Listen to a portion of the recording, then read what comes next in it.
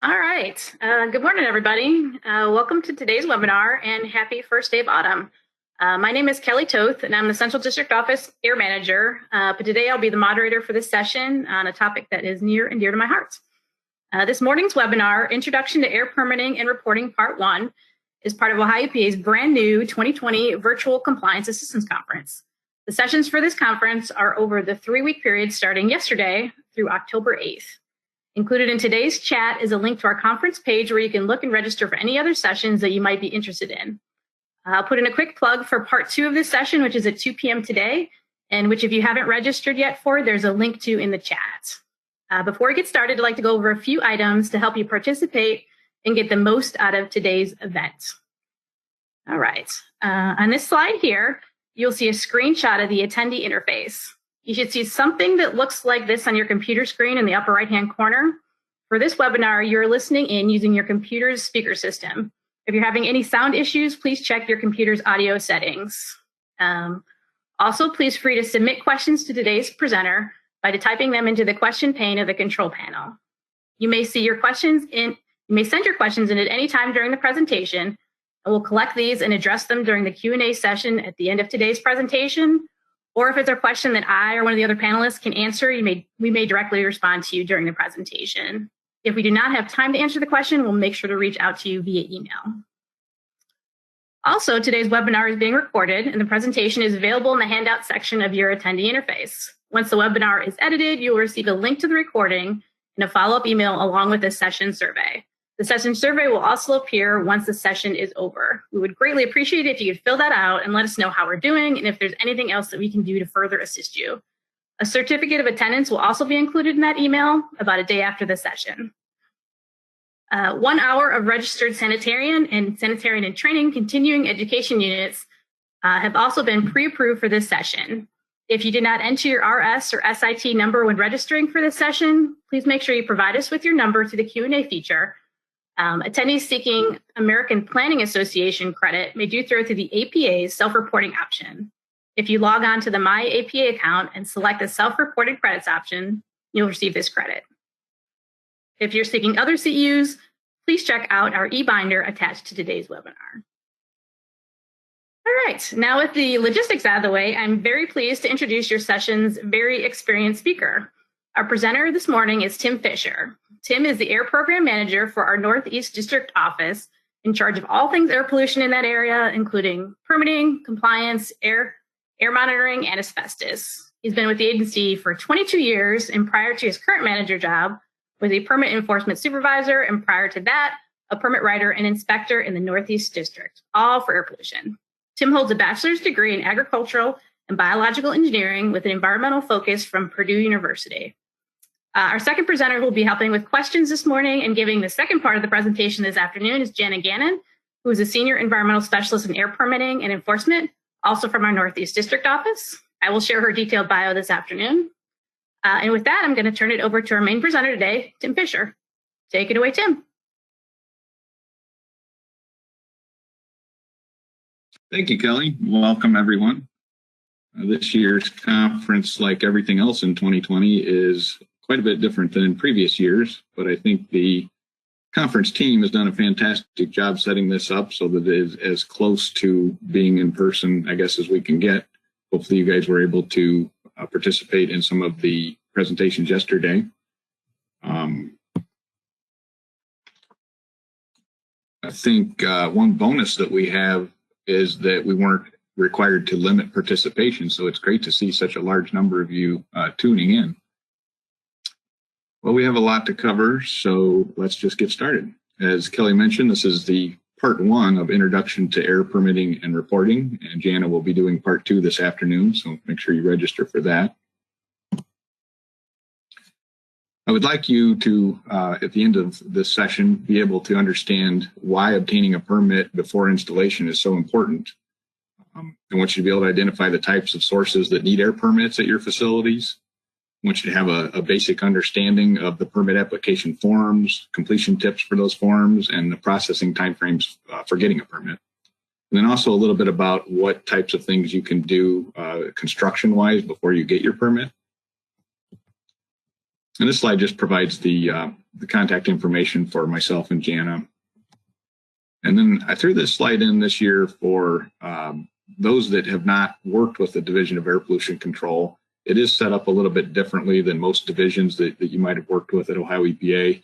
You know, all of our divisions have district offices in the district, I should say. We have 5 district offices within the state at Ohio EPA, and air pollution has district office representation too, but we also have local air agencies around the state, as you can see from this map. And those local air agencies, you deal with them on all air pollution matters in their counties. So depending on what county you're in, you need to go to our website, pull up this map, and it'll tell you who you're supposed to do business with for air pollution matters. For example, Cuyahoga County up there in red, if you live up in there or your facility is up in that area, you would deal with the Cleveland Division of Air Quality. So Ohio EPA contracts through them to do all air pollution work in that county. And all those local air agencies, just like the district offices, report to the central office DAPC program. So they're very similar to us at the districts. So I just want to let people know that in case you haven't dealt with the various agencies around the state.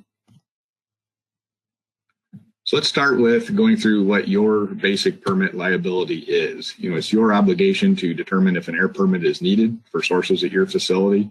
It's your obligation to apply for that permit and obtain that permit and then comply with that permit. And then, of course, you're supposed to get that permit before installing and starting up equipment. So it's your obligation to go through that process prior to installing the unit. And we'll talk more about that later. So the air permits are for specific equipment at your facility location. Once you get a permit for a piece of equipment, you can't pick that piece of equipment up and move it to another facility across town. You'd have to get a new permit to be able to do that. You can generally move them within the building that they're in, but I would recommend letting your field office know that you're going to do that. There's a possibility you could have to do redo some modeling maybe that was done initially. But generally, that's okay to move within the building. And then permits can be transferred to new owners. You know, we do that all the time. So those are things that you, as a company representative, need to do. And it's your liability if you don't do those things. But obviously, we're here to help you through all that. And that's what this conference is all about, showcase how we can be helpful in those situations.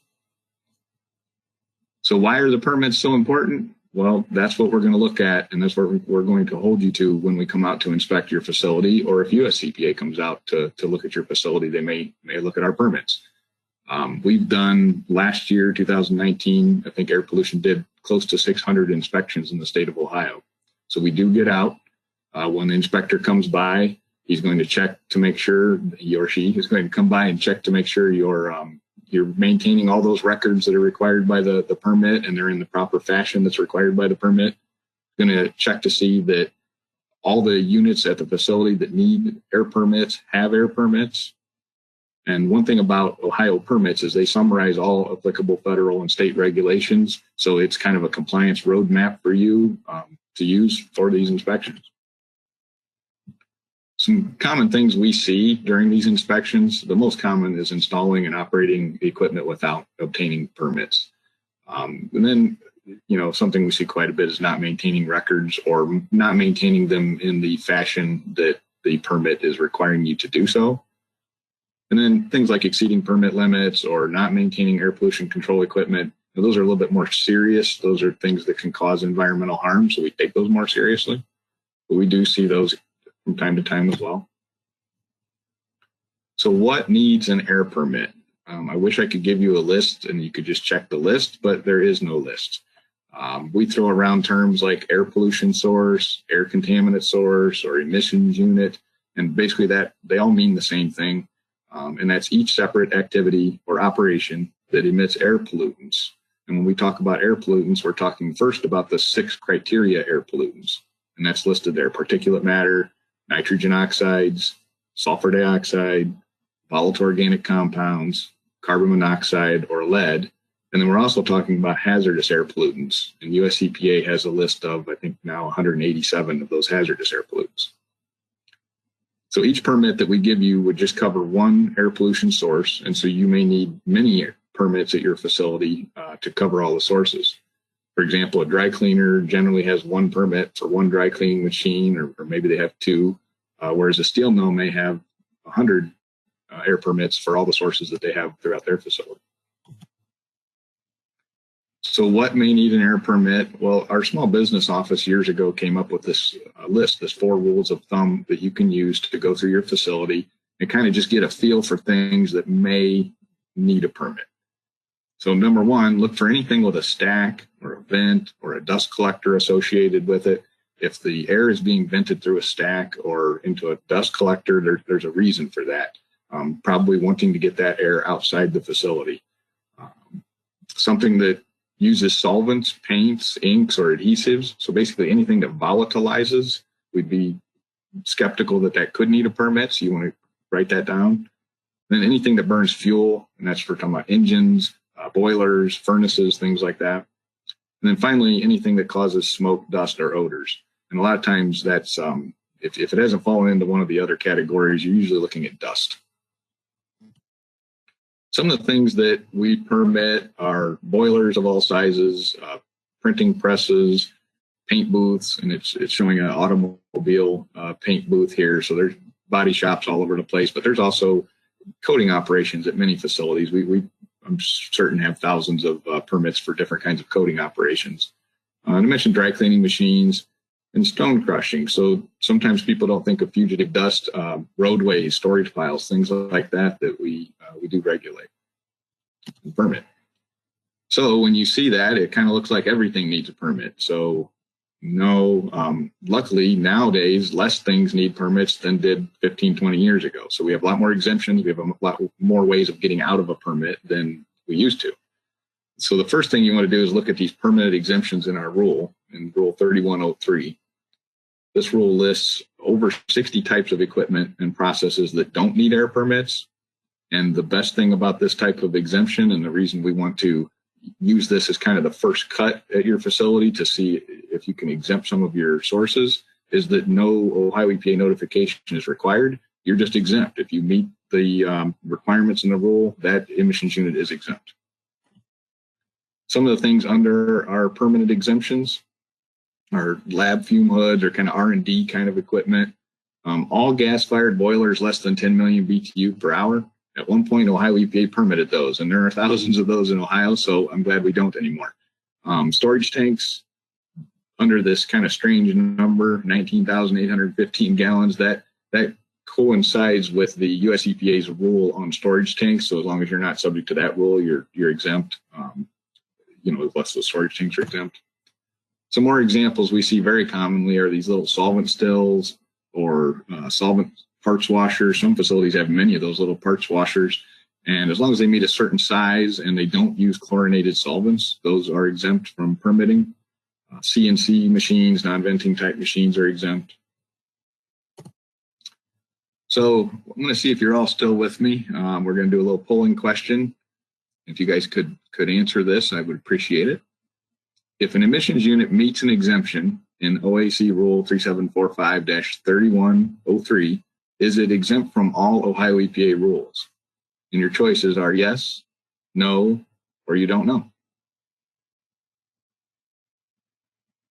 Just as a heads up, it takes about 30 seconds for the polling question to pop up, so please be patient. But once you see the question, you'll be able to click on your response.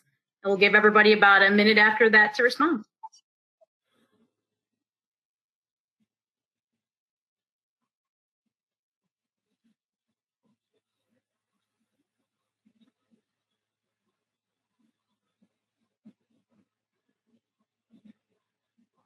Looking good. We're about 50% respondents now. Give it another 30 seconds and we'll close it out.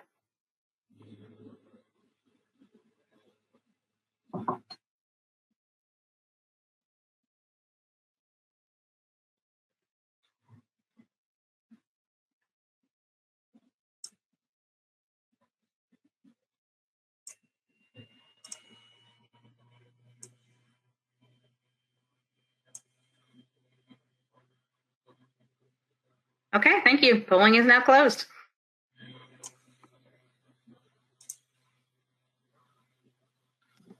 So most of you got the right answer. It's no. just because you're exempt from permitting under 3103 doesn't mean that you're exempt from all Ohio EPA rules. Now, those emissions units listed in there are exempt for a reason. They're not emissions units that we would expect would really be able to violate most of our rules. But there still could be opacity limits under the rules that have to, that might be applicable or that you have to comply with. The nuisance rule would still be applicable. You can't cause a nuisance, things like that. So going on to the second stage of our exemptions or things you want to look for to see if your units don't need permits is the permit by rule provisions. And again, these are pretty easy. They're kind of predefined operating conditions and maybe record keeping or other requirements that are specified in the rule, that all you have to do is submit a one-page notification, and that's it. You don't wait for a permit. We don't send you anything. In fact, we just put you into our database so we're aware that you're out there, and then you comply with whatever terms are in that rule. So these have been really helpful for emergency generators. Is one example listed there. Emergency generators are, if you know about these like cell phone towers across the state, there's thousands of cell phone towers. Every one of them has at least one emergency generator, and some of them have many emergency generators based on how many companies are on that tower. So we permit by rule. We have the notification for thousands of those just for the phone companies, not to mention all the other facilities that have emergency generators out there. So that one in particular would require that you maintain the hours of operation of that generator for the year, and that's all you have to do, for that generator. Other types of equipment that are eligible for the permit by rule are some smaller plastic parts molding, some smaller rock crushers, these groundwater and soil cleanup operations. We only see a few of those each year. Auto body shops, there's lots of those. Gas stations, I think pretty much all of our gas stations and thousands of them across the state are under this permit by rule notification system.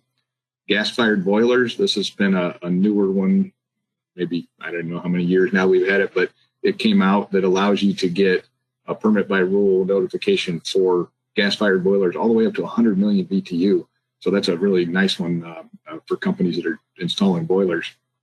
Smaller printing shops and small roadways. And I mentioned roadways, and you're going to see roadways several times because roadways fall into basically every type of permitting category we have. They can be exempt, or they can do permit by rule, or just depending on size and how much those roadways are used or potentially used, they can fall under a regular permit or a general permit. We'll talk about those. So the third thing that you want to look for is the de minimis source exemption. And we leave this one for last for the third kind of cut of ways to look for exemptions, because it's a little bit more difficult usually than the other ones. So if you have a piece of equipment or a process that you think could need a permit and it wasn't able to get an exemption or a permit by rule, then you take a look at this. For de minimis exemption, the source has to emit less than 10 pounds per day of a criteria air pollutant, or less than 1 ton of a hazardous air pollutant per year.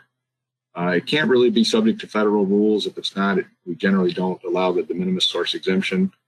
But what makes this a little more challenging is it typically requires emissions calculations.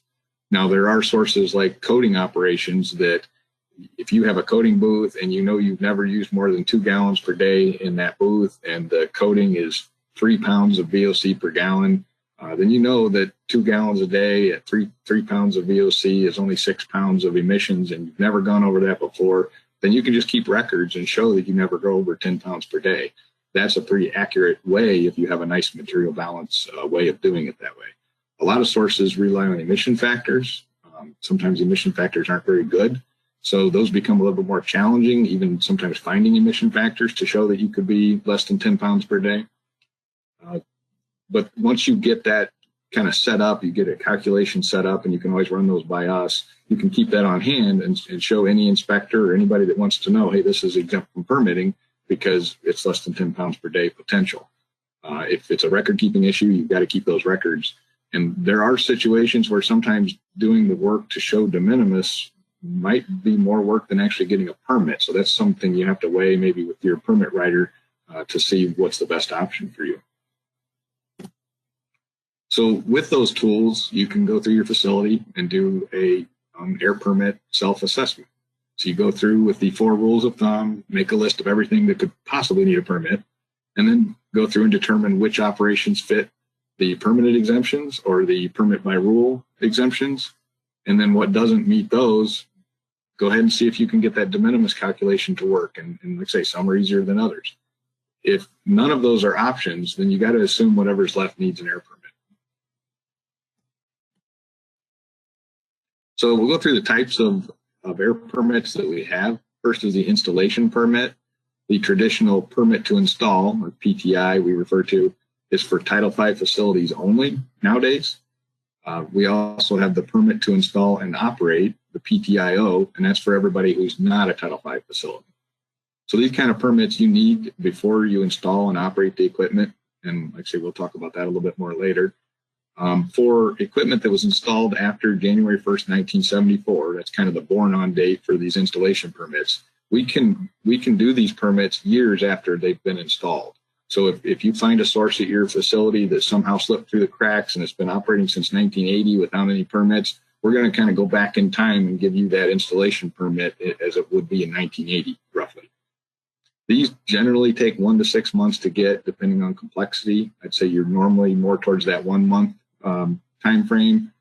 Some are less, some are more complex permits, or PSD type real large permits can take 6 months or even a year sometimes for very complex things. These permits allow 18 months for you to start construction of your process, and that doesn't mean you have to have it completed. You just have to start construction within 18 months.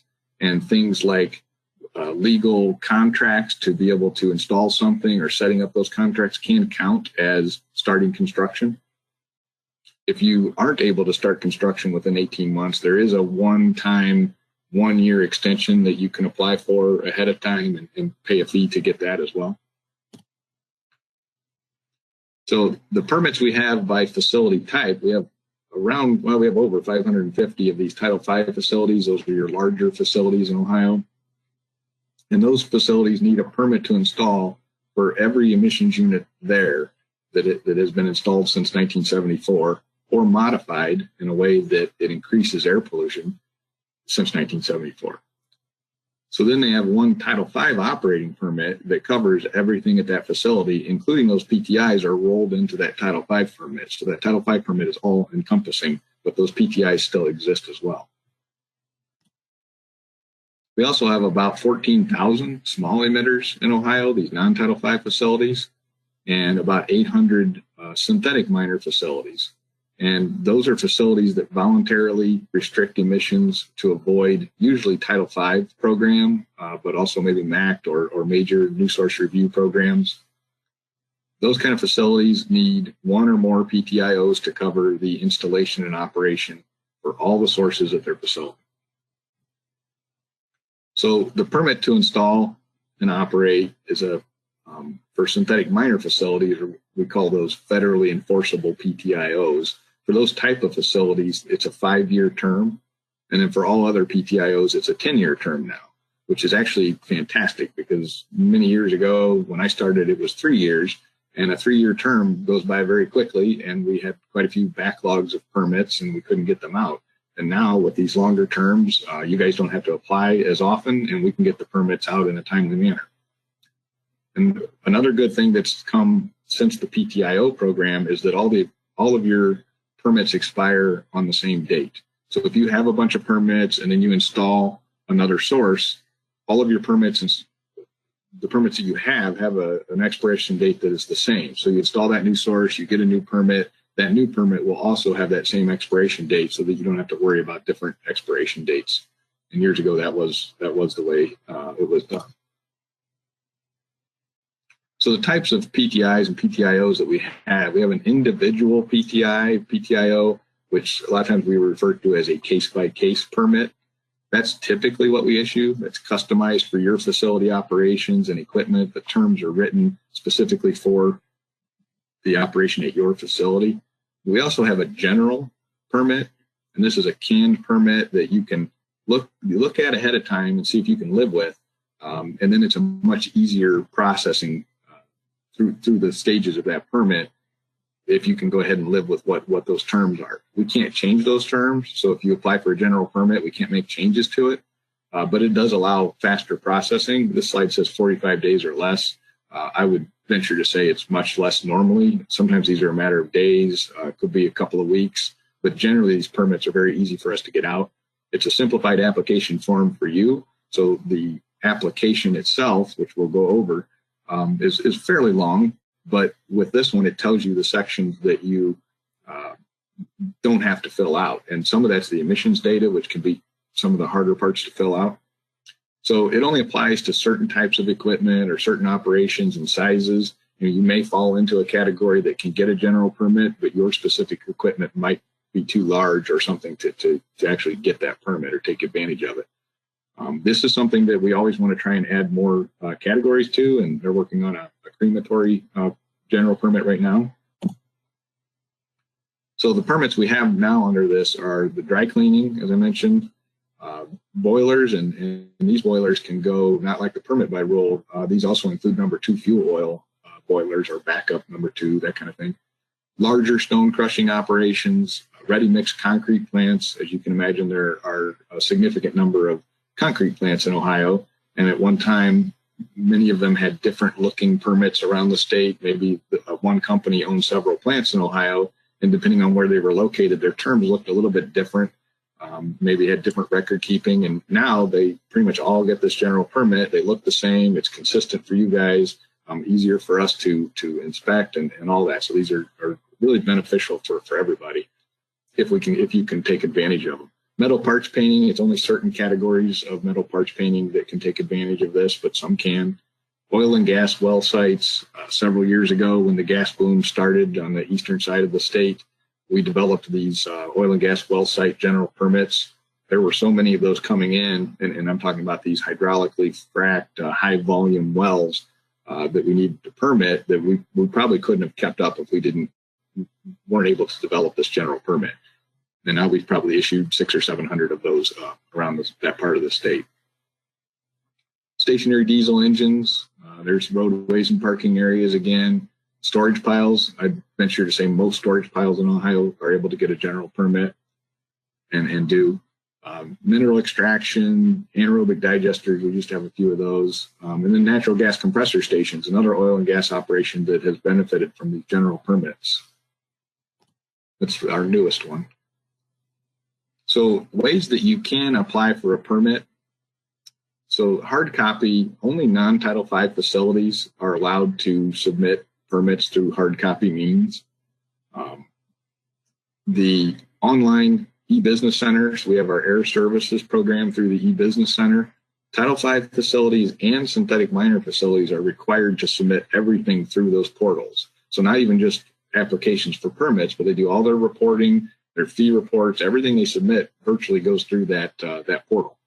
Non-Title V facilities can use that portal, and I will be plugging reasons why to use that portal as we go forward.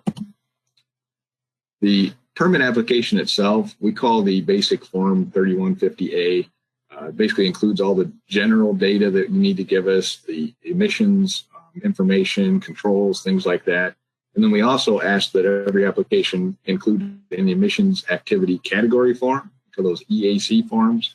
We have 43 different types of those forms that are specific to certain kinds of processes. So for example, there's an engine form, and when you fill out that form, it ensures you're giving us the information we need to determine rule applicability and those kind of things and be able to write the permit.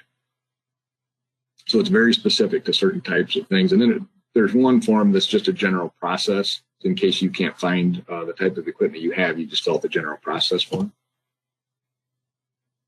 So section 1 is the facility's address, your contact people, things like that. Applicable federal rules, you check the check boxes.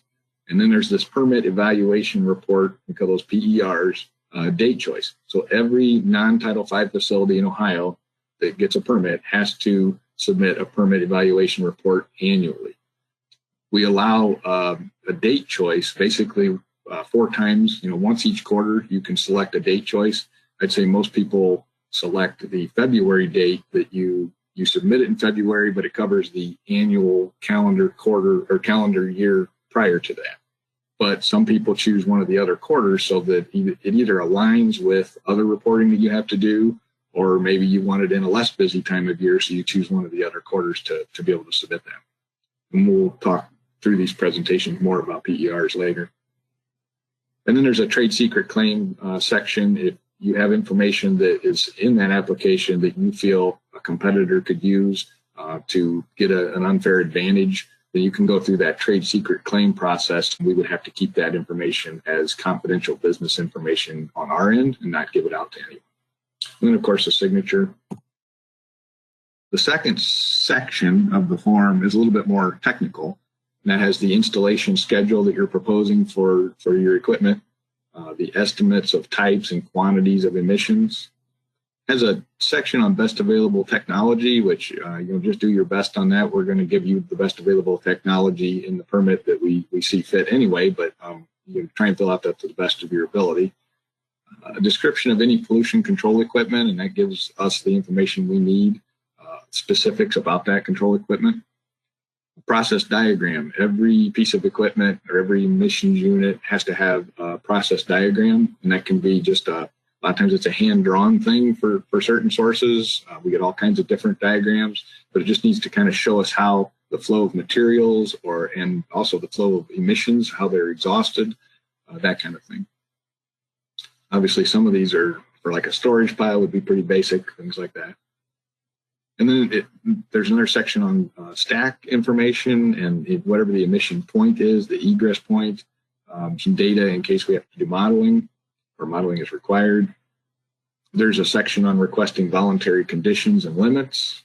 And then, of course, you have to attach the EAC form we talked about.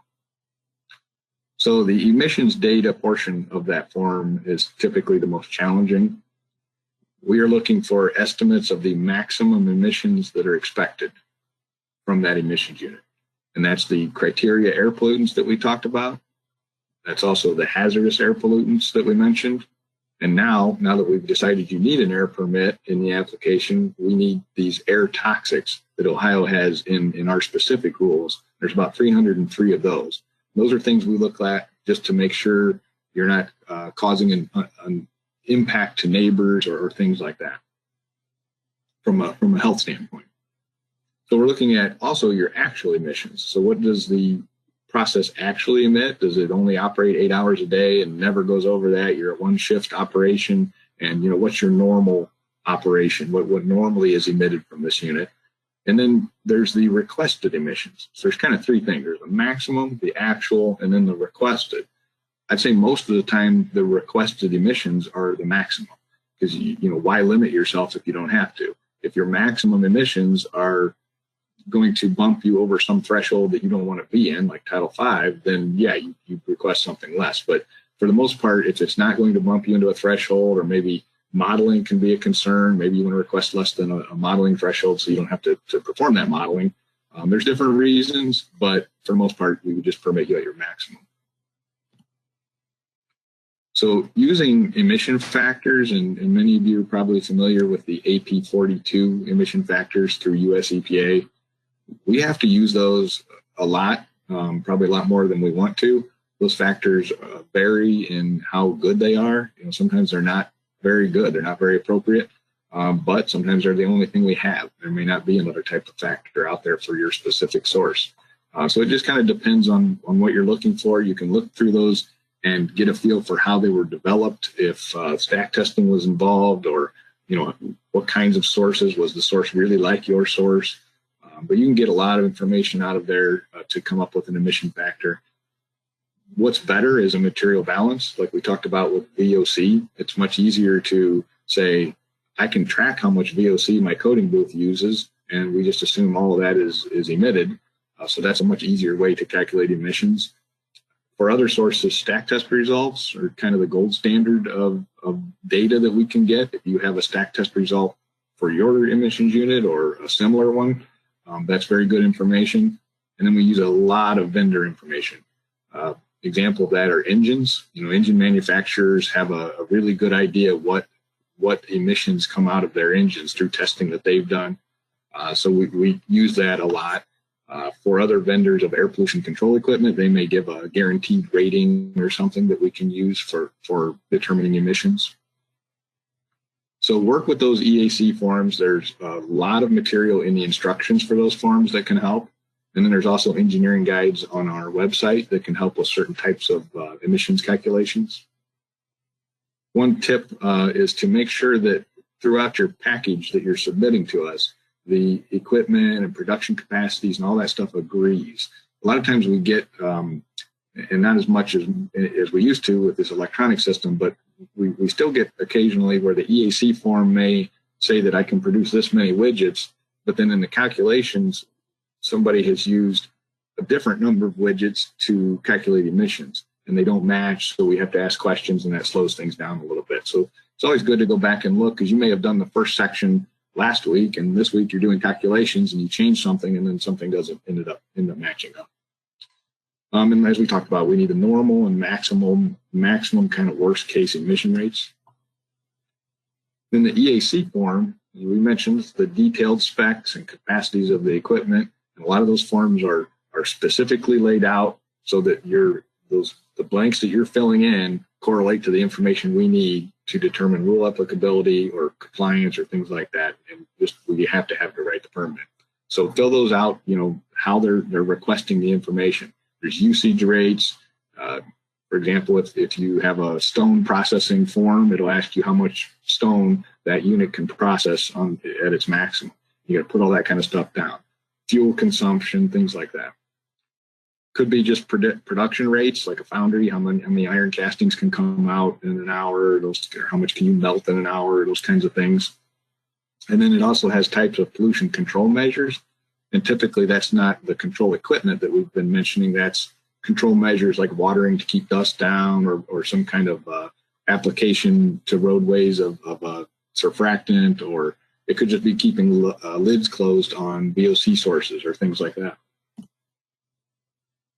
So how much does an air permit cost? Well, we're a little different than other divisions in this way. We don't have an application fee to apply for a permit, but there is a one-time fee associated with that initial installation permit. And those fees vary depending on a lot of things, the type of equipment it is, the capacity of that equipment, how much can it process, how much can a tank hold, all those kinds of things. Generally, they're $100 per emissions unit up to $1,250. I'd say there is a source that is only $25, but I'd say typically around $200 is normally what we see per emissions unit. And remember, that fee automatically doubles if you've already installed that equipment. And that's by law. That's not something we can choose to do. That's something we have to do. So if you have a lot of sources, you can see where these could add up. If you have large sources and you have 10 of them that are at $1,000 each, that adds up. But if you've already installed them, it really adds up because we have to double the fee. But let's say most minor sources, I'd say fall in that $100, $200, $300 range. The fee schedule is listed there. If you want to go online and look, it's a little bit complex because there's a lot of different types of sources and how it's designed, but it's all there as far as what your fees would be. All right, so it's time for another polling question. Do you currently work at a non-Title V facility or a Title V facility, or do you work with both kinds of facilities? So your answers are non-Title V facility, a Title V facility, both kinds of facilities, or you don't know. All right, great. Hopefully everybody is still with us. We'll give this about a minute or so for everyone to fill out. Looks like we're getting in answers already.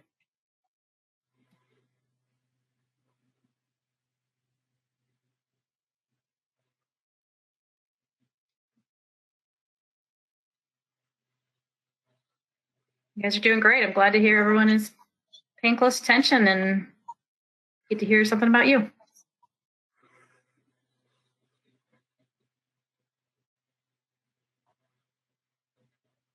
All right, we're about 75% of the way there, so just give it about 15 more seconds and we'll go ahead and close it out. Thanks, everybody.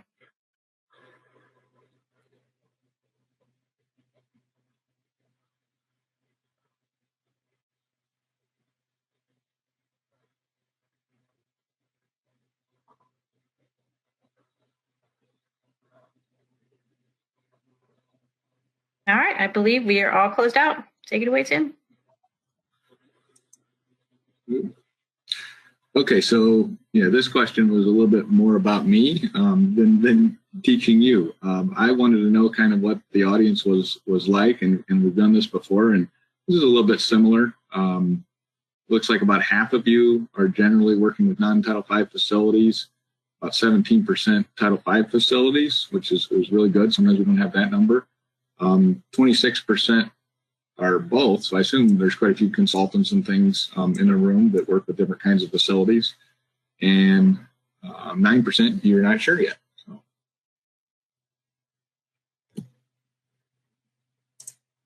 All right, so the permitting process, we'll go through these step by step. The first step is you have to submit an application to the appropriate office, as we mentioned on the map at the beginning of the presentation. First thing you need to do is plan ahead for timing. You're the only one that knows your proposed construction schedule. Make sure you get that permit in plenty of time so we can get it issued and work out any kinks so that we can get your permit before you want to actually start construction. I know that's challenging sometimes getting that information from your company folks, but that's the big thing is timing, getting it ahead of time. Draft permit issuance, if it has to be issued draft, and we'll go through which permits have to be issued draft. It's not all that many, but the ones that do, that adds a 30-day comment period and can add even more time. So that's something you would have to plan for if you know that your permit's going to have to be issued draft. Make sure the application is complete. Make sure it's signed by the right people. Make sure it has all those forms we talked about, the different sections, the EAC form, and that process diagram has to be there. And those things, here's my first plug for the electronic submittal system. There's a validation process that happens if you submit forms electronically that ensures that you have all those things. So you can't really forget the process diagram because it requires that it be in there. So that helps in the submittal process. And then make sure that you complete the forms in a way that's not limiting you operationally. So if you are currently an 8-hour, one shift operation, but maybe these permits are good for 10 years, some of them. So maybe in the next 10 years, you want to go to 2 shifts and that's your goal. Well, then we need to permit for at least 2 shifts because we don't want to restrict you to something that you can't do later or that you don't want to do. Some common things that we see, especially with the hard copy forms, is just the incorrect forms. Maybe the wrong EAC form was submitted. No original signature on the document. Again, the process flow diagram, back when all forms were hard copy, this was a common thing that we'd have to ask for the flow diagram, not as much anymore. And then just insufficient information. If there's blank spaces on the form and there's information we need in those blanks, then we're going to have to put the process on hold and call you and get that information. If it's missing calculations or missing any pages, again, those things are resolved by submitting it electronically because it won't let you submit it without the information in. One area of problem for all of us is emission estimation deficiencies. Sometimes maybe you just used an outdated emission factor and we know of something that has changed, that there's a much better factor now. Those things happen and we'll work with you on that. But try and find the most up-to-date sort of things like that to find that information. And then we generally need your potential to emit for not only that emissions unit that's being installed, but for your whole facility. And the reason for that is you might already have a certain amount of emissions, so you have a potential for that facility, whatever the potential it can emit is, and then you add a unit. We need to make sure that that doesn't bump you into some program like Title V applicability, maybe some major source max, or major new source review, the terms like PSD and non-attainment new source review, things like that you've heard of. Those are based on a facility-wide calculation. So we need to see what that facility-wide calculation is to make sure that we don't want to offer you a restriction to get out of Title V, or if you want to be in Title V, those kinds of things. And again, we talk about failing to plan for the operational needs of the facility. One thing is, review those draft terms and conditions when you get them. We generally give you a pre-draft. We give you the terms before we send them to our central office for issuance. to make sure that you can live with those. And it can be frustrating for our inspectors to go out on an inspection and, records aren't being maintained in the right way. And, a facility tells us, well, we can't do that. There's no way we can do what that permit is asking us to do. Well, that inspection is not the right time to, tell your inspector that is the kind of thing we're looking for when we give you those draft terms. Or if it gets issued, right when it gets issued and you're reading it, if you have a problem, we can administratively modify those permits if there's a problem. We'll work with you on that. So what kinds of things you need to consider for flexibility are hours of operation, which we kind of touched upon, production volumes, short and long term. You may be able to produce a whole lot of widgets in the spring, but maybe you slack off in the fall when it's not your busy time, so that from an annual basis, it's much lower than what your actual is on a daily basis. Same with hourly and annual rates. You may be able to produce a whole lot in 1 or 2 hours, but generally you don't maybe operate that booth more than 2 hours a day or something like that, so that your annual is really low. Any other operational limitations you might have, make sure that we're aware of those when we're drafting the permit. And then those air toxics that we mentioned, there's also possible modeling implications with those, depending on what kind of materials you're using. So the second step is we do a review for preliminary completeness within 14 days. And when we're done with that review, we notify you by letter, and that letter will contain the name, phone number, and email address of your permit review, so that you have any questions, you know who to contact. And that preliminary completeness review, if you have submitted electronically, it's automatically preliminary complete, and we can get the letter out the same day, because that system makes sure all the blanks are filled out, and that's all we're kind of looking for, is make sure everything is complete. It's got a signature, it's got the right forms, all that kind of stuff, and we can let you know that it's, you've submitted the right stuff, and we'll let you know who's going to be working on that permit. So then we do our technical review, and that's where we dig into the weeds and make sure everything's going to be in compliance and what rules apply and all that kind of stuff. And we draft a permit up, we review it in our local offices, and then we send it down to central office. And central office, this usually takes 1 to 3 months. Generally, it's very, very quick for most minor source permits and things. And for our office, generally a day or two. And 1 to 3 months it would be very long for 90%, 99% of permits. But sometimes permits are complex and do take quite a bit of time.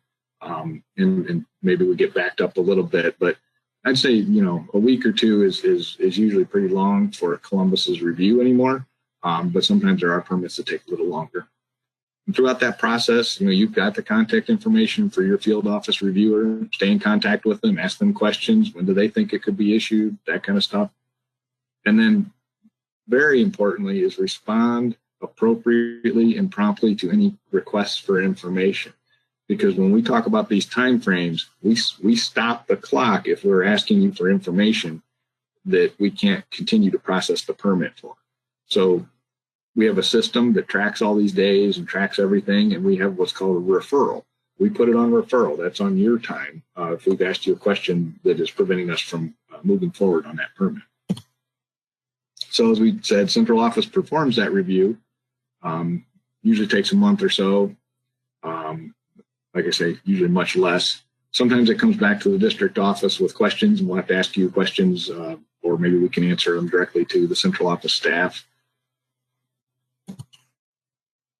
So generally, they'll issue the permit within 2 to 4 weeks, and here's where we'll talk about the draft stage. So permits that have to be issued draft are synthetic minor permits, like we talked about, the federally enforceable permits to install and operate. If you're taking a federal restriction to stay out of a program like Title V, then that has to be issued draft. Also, if there is high public interest in the installation, and that is kind of subject to our director's office, or if we think that we should issue a draft to get comments, and then any major NSR permit, which we don't issue a lot of these, but when we do, they have to be issued draft. The other thing about having a draft 30-day comment period for the public is that people can comment. So some sources we get lots of comments, some we don't get any comments at all. When we get a lot of comments, it takes time to respond to those comments, and those responses have to be part of the document. So it can add on the 30 days, plus it can add on, it gets public notice, a few days there. It can add on quite a few days in responding to those comments. Also, during that comment period, if it's a project where you think there could be, and you know that there's maybe environmental groups out there, that there's high public interest in that installation, they can request a public hearing. So what we talk about these things with facilities all the time up front, and facilities sometimes have to make kind of tough decisions. Do they want to just go ahead and have a public hearing so that it's already on the books and they know what the schedule is, so they know when they're going to be able to break ground and that kind of stuff? For the most part, we actually lay out a schedule. If they wait and they think, well, there could be a public hearing, but we're going to risk it, and then there's enough interest that we decide that there should be a public hearing, that can add on a whole lot more time, because then you have to find a room. Nowadays, you have to set up one of these virtual conferences, but there's a lot of processes through our Public Interest Center that have to happen to get that hearing scheduled and make sure the public get their comments in. So it can take much more time if one is requested, and then we start the ball, rolling, rather than just scheduling it up front. But hopefully most of you don't have to deal with that, because most permits aren't issued draft, but some are. And then all of our final permits are published on our website and available through the eDocs program on our website. So here's our third and final poll. Ohio EPA has a statutory goal to issue installation permits within 180 days. What is the average number of days it takes Ohio EPA to process an installation permit? And your options are 200 days, 180 days, 121 days, 62 days, or 47 days.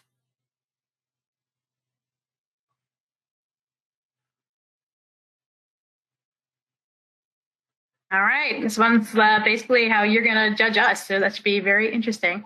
How fast do you think we are? I love it. Okay, if you haven't seen it in the poll yet, it should be popping up. All right, getting lots of votes in. Give it about one or so more minute.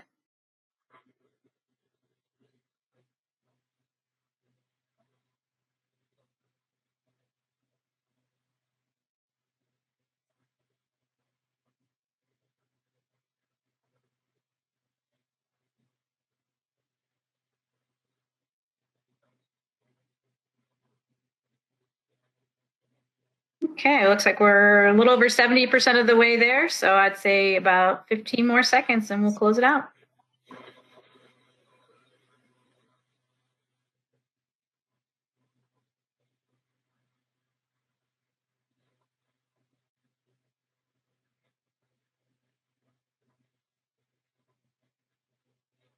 Okay, thanks everybody. The polling is now closed.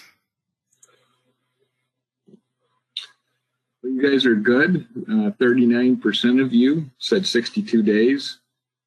There's a small handful of you said 200 days, so I hope you didn't have one of the, occasionally we do have a permit that's complex and takes a while for whatever reason, so maybe you have one of those. Looks like a few of you said 180 days, quite a few said 121, about 20% said 47 days. So our goal, as I said, our statutory goal is 180 days to get these permits out, and 2019 data for the calendar year was 62 average days, and the median was only 34 days. And that shows you that there are some permits that just get stuck for whatever reason and they throw off our average. There's just a few that kind of go long, and those kind of throw the average up to 62 when the median's only 34 days. And then below that are the total days, and that includes that time I was talking about that might be on your clock where we refer it. So this is total time for the whole permit process, is an average of 79 days with a median of 45 days. So some more tips to get a faster permit is obviously make sure the application is complete. We've been over that, but also discuss the application or the installation with your field office before submitting the application. And we hold calls or meetings frequently about proposed plans for a project. Sometimes if it's a project that will need permits in other divisions, we get a multimedia meeting together, and we have people that coordinate those, and you can have a call with us and we'll discuss the operation. You can give us what detail you can, and we'll tell you what we think you need to do as far as what forms need to be submitted, what we're going to need that might be a little out of the ordinary for some operations, all that kind of stuff. We can have that discussion. If it's just an air source and you don't need permits for the other divisions, just call up your permit writer, call up any of us, and we'll get you in contact with someone who can help you out that kind of ensures that you're submitting the right stuff ahead of time, or that you know what to expect and that kind of thing. We're here to help you through that process, so by all means, give us a call. And then once you get the application in, stay in contact with the district permit reviewer that's assigned to you. Another option is the rush list, and we have on our website a way that you can get on that rush list, but that requires a written notice that gives the date by which the permit is absolutely needed, and that has to have a demonstration of an economic or financial hardship if the permit is delayed. So you do have to kind of go through that process. If you can get on the rush list, we're going to focus on that permit, obviously. We're trying to get all permits out as fast as we can, so I'm not sure it generally gives a whole lot of difference, but it can make a difference on some of your bigger projects, just to make sure you got that priority. So tracking your permit, you can always contact us. You can contact our central office reviewers and see what they think the time frame is, that kind of stuff. And then you can always see if your permit's been issued on our electronic copies website. Here's some resources. Our website for the air pollution program is a wealth of information. There's tons of stuff on there. So, that's the first place to start. There's most things you need are going to be on there. The emission factors we talked about through the US EPA's Chiefs website, and then a list of all of our permit engineers for contact information. And then, of course, OCAP, or any small business one-on-one assistance. They are fantastic at helping you through challenges of filling out application forms and things like that. So always feel free to call them. So I promised we would talk a little bit about what types of activities you can do before you actually receive your permit. And first, we'll talk about minor sources. And by minor source, usually when we talk about minor source, we're talking about Title V program and not being in Title V. But we're talking about new source review rules here. So we're talking about a minor source from a new source review standpoint. So being Title V doesn't make any difference as far as these rules are concerned. We're talking about whether you're a PSD or a non-attainment new source review facility, and that's much more rare, I guess, than even the Title V program. So most facilities or most installations do fall under this minor source category. And if you do, you can do most anything as far as constructing your source, except hook up the utilities and actually begin operation. You can move in your paint booth and put it in and build the building and the footers and all that stuff, and even the utility lines, but you can't hook it up and start operating. If you are a major source, you can't do those kinds of things. You can only do temporary things like site clearing or excavating. You can't put in, at this current time, you can't even put in a building that's going to house that emissions unit. That may change. US EPA has a memo out now that's draft that is basically saying they're going to allow you to do some things like footer work and buildings and stuff like that, maybe even some utilities, I'm not sure. But hopefully that goes through and it gives a little bit more leeway, and that'll trickle down into our rules, I'm sure. But for now, those things can't really be done. So again, for the minor sources, you can always do site preparation activities. But then once you get an application in, you can do all these other things. Pour your footers, build your buildings, put your equipment in, as I mentioned, all that kind of stuff. Sewers, duct work to your air pollution control equipment. You just can't hook the stuff up before you get your permit. So that can help with timelines quite a bit. When we're talking about timelines, and we might be helping you out with a timeline, that can help quite a bit. All right, so what I hope you got out of today are the 4 things below, but mostly these 4 rules of thumb. Use those at your facilities and walk through and just kind of keep those in mind, and it helps you determine things that may need a permit that you might not have thought about before. Stay on top of equipment changes at your facility. I know people don't tell you what's going on a lot of times, or all of a sudden there's a new piece of equipment there and nobody mentioned it. But as much as possible, stay on top of those kinds of things so that you can get your permits early. And then communicate with us, not only regarding those kind of equipment changes at your facility. Let us know what's coming down the pike. Let us know, what kind of things you see might be happening we can help you out with. But also throughout that permitting process, stay in touch. And then, of course, what we just talked about, the construction activities, hopefully that helps some of you out too. It's time for any questions. All right. Yes. Thank you very much, Tim. That was excellent. Okay. So if you have not asked a question in the questions portion, feel free to do that. We have some that have come through the presentation that I'm going to go ahead and read off. And Jana, feel free to jump in here also. And we'll get started. All right. So Tim, pretty early on in your presentation, there was the list of exemptions, and you had a picture of the exemption of a solvent still that was less than 20 gallons capacity is being exempt. We have a question if that is still the case, that does not need a permit, and is that in the list of exemptions? Yes, that is still an exemption for those types of units. I'm not real sure what the requirements are anymore. Maybe Jana knows. There are certain requirements you have to meet, though, in order to get that. So not every solvent still is exempt. I don't know if Jana knows any more about that exemption particularly.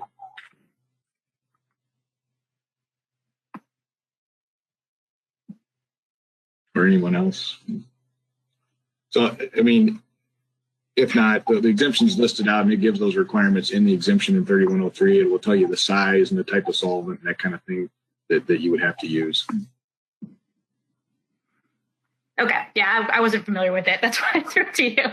So what I couldn't answer. Okay. Another question. What is considered an air contaminant under the de minimis exemption? Oh, that's a good question. If Jana wants to answer it, she answered in the chat. Oh, okay, good. Hi, sorry, I was muted there. As far as and I can go back to the solvent still question. Yeah, there is an exemption under Ohio Administrative Code 3103, 3745, 3103 that exempts those less than 20 gallons. So that's specifically mentioned in our rules.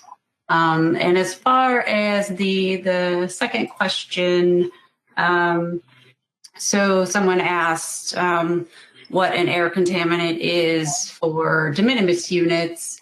And that is, again, is specifically spelled out in our definitions, kind of leaves it pretty wide open for most things could be an air contaminant except for water. So if you've got smoke, dust, most pollutants are considered air contaminants. So if you have specific questions about if you have an air contaminant at your source, just let us know. Thank you, Jana. All right. This next question, I'm going to go ahead and answer because I did answer it in the chat, but I think everyone might be interested in it. The question was, if you have a de minimis operation and things change with your facility and you approach the Ohio APTA to get a permit, will we double the fee since it's already in operation? I think that's a pretty good question. So our answer to that is that your fee would not be doubled if you go ahead and apply for and obtain your installation permit prior to exceeding those de minimis levels. So if you've been operating under a less than 10 pound per day going forward, and even if you've done it for 20 years and something great changes in your business and you get to expand, and you find out you're going to go over that de minimis level, just go ahead and fill out an application, reach out to us. And if you let us know before you make that change, then you are all set and we do not double your fee. Of course, if you have already made the change, you realize you've gone past it, and you apply for it after that, then we will double the fee. But that happens sometimes too if you're close to the time. Like it's not the worst thing in the world. Anyone knows our fees; they're not too expensive. But if you do it all before you make the change, then we do not penalize you for that. All right. What else do we have? Let's see. For Tim or Jana, does the de minimis exemption require a notification to Ohio EPA detailing emissions calculations? I can answer that. It does not require a notification, but we tell companies that if they would like to send us documentation on their calculations and the type of the source, we can provide them feedback on whether or not we agree that it's de minimis. So they would have that documentation on file for any future questions from air pollution agencies. So if you get inspected in the future, you will have that to pull out and show that you had looked at the calculations in the past and that your agency agrees that they are de minimis. Okay, that sounds good. All right. Let's see, it is about 11:06. Hopefully everyone can stick with us for a couple more minutes. I think if we can get maybe 2 or 3 more questions in, then we'll wrap things up. All right, let's see here. Okay, when applying for a modification, can you utilize a stack test or physical emissions test to prove that the modification will not result in an increase of emissions? If so, how do you go about the process?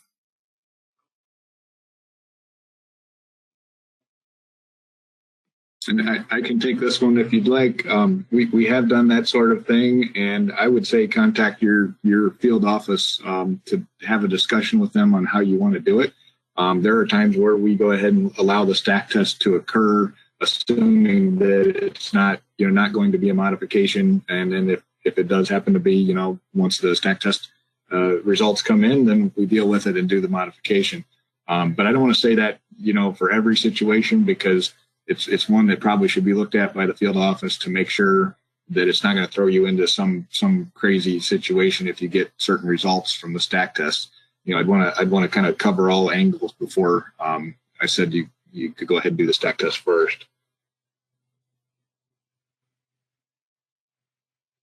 Okay, and I think this is going to be our last question for today. And again, we do have this second session later, so if you want to ask that question again later, or we'll get back to you if we haven't responded. Does the PTIO provide for maximum particulate emissions based on an hourly amount, which could vary with the number of hours of operation, or an annual amount, regardless of the number of hours of operation?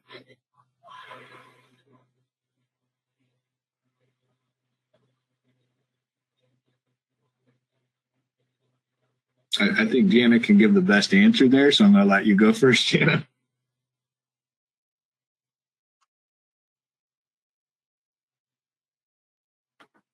Okay, yeah, sorry, I was just looking over that question. I see it's spelled out here. The PTIO,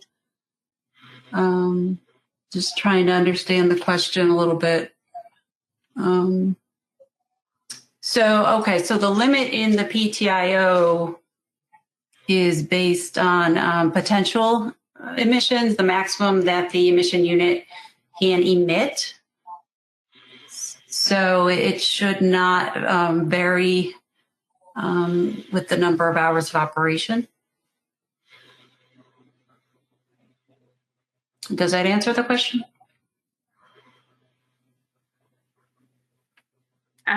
Well, they won't be able to respond, so I'm going to go ahead and say that it probably does.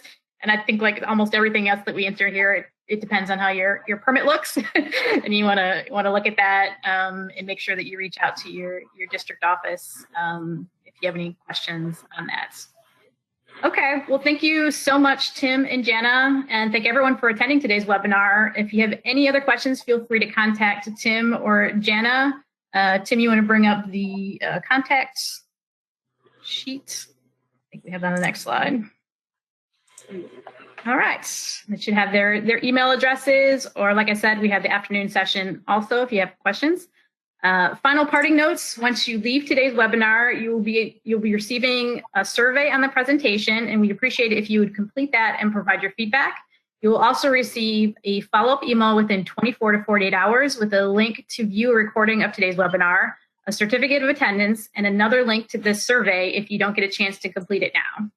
On behalf of Ohio EPA and our presenters, I want to sincerely thank you for joining us today and hope to see you at all the other virtual compliance assistance conference sessions, especially this afternoon for part 2 of air permitting and reporting. And then tomorrow's sessions, working effectively with Ohio EPA and Ohio EPA's response program, and what to do and what to expect if you have a spill. And we hope to see you this afternoon and have a great day. Thank you.